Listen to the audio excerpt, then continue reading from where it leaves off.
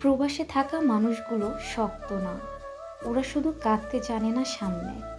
হাজার মাইল দূরে দাঁড়িয়ে ওরা প্রতিদিন নিজের মনটাকে মেরে ফেলে শুধু পরিবারের মুখের হাসির জন্য।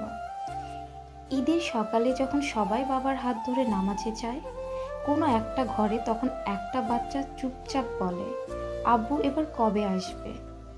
মা অসুস্থ, বাবা বুড়ো হয়ে যাচ্ছে, তবুও সে ফিরতে পারে না, কারণ তার কাঁধে সংসারের দায়।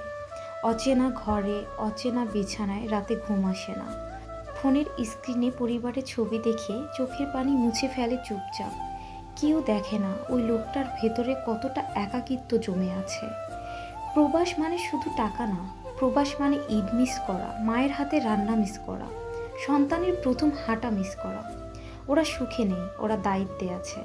তাই কখনো অবহেলা করে বলো না বিদেশে তো ভালোই আছে। কারণ প্রবাস মানেই নিজের কষ্ট চেপে রেখে সবার স্বপ্ন পূরণ করা।